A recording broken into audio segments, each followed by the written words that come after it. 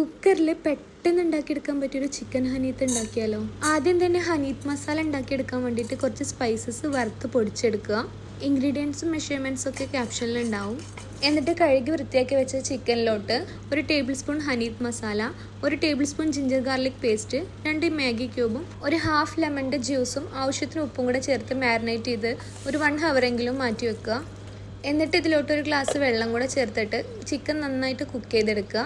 Chicken നന്നായി കുക്കായി വരുമ്പോൾ വേറൊരു പാനിൽ കുറച്ച് ഓയിൽ ഒഴിച്ചിട്ട് നല്ലപോലെ ഫ്രൈ ചെയ്തെടുക്കുക. ഇനി റൈസ് കുക്ക് ചെയ്തെടുക്കാൻ വേണ്ടിയിട്ട് കുക്കറിലോട്ട് ഓയിലും ഹോൾ സ്പൈസസും ഒരു ഹാഫ് ഒനിയനും കുറച്ച് ക്യാപ്സിക്കും ഒരു തക്കാളി മിക്സിൽ അടിച്ചെടുത്തതും കൂടെ ചേർത്തിട്ട് നല്ലപോലെ മിക്സ് ചെയ്യുക. ഇനി ഇതിലോട്ട് 2 പച്ചമുളക്, നേരത്തെ ചിക്കൻ കുക്ക് ചെയ്തെടുത്ത സ്റ്റോക്ക് വാട്ടറും ആവശ്യത്തിനുള്ള വെള്ളവും റൈസും ഉപ്പും കൂടി ചേർത്ത് മിക്സ് ചെയ്ത് കുക്കറിൽ ഒരൊറ്റ വിസിലടിച്ചെടുത്താൽ നല്ല ഫ്ലേവർഫുൾ ആയിട്ടുള്ള ചിക്കൻ ഹനീത്ത് ഇവിടെ സെറ്റായി. അപ്പോൾ സിമ്പിളായിട്ട് കുക്കറിൽ ചെയ്തെടുക്കാൻ പറ്റിയ ഒരു അടിപൊളി റൈസാണ്. ട്രൈ നോക്കിയിട്ട് ഫീഡ്ബാക്ക് അറിയിക്കുക.